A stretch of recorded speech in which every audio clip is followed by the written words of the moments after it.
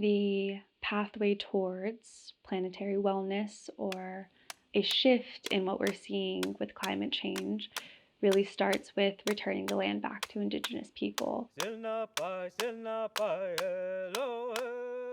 With that also comes who we are as Indigenous people, returning to that.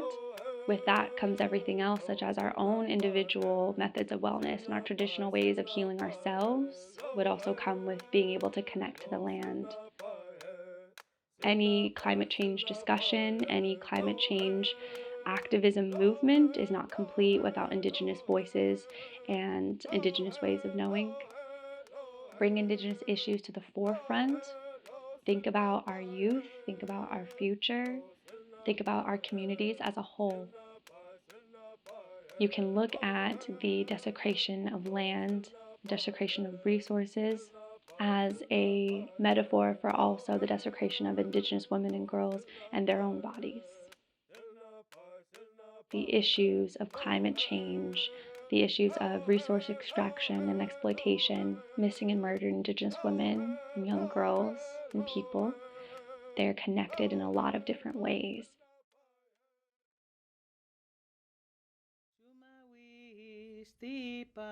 When you look at the overarching structures of colonialism, of colonization, Indigenous people, Indigenous bodies are seen as resources meant for extraction. So a lot of the time, when it comes to those resource extraction initiatives, also brings with it a population that puts our Indigenous women and girls in harm and commits violence against our Indigenous women and girls. What we're experiencing is a culmination of centuries of not healing. When we look at the history of colonization, we look at these larger systems. A large part of it is not healing the land, not healing after generations of trauma, generations of violence.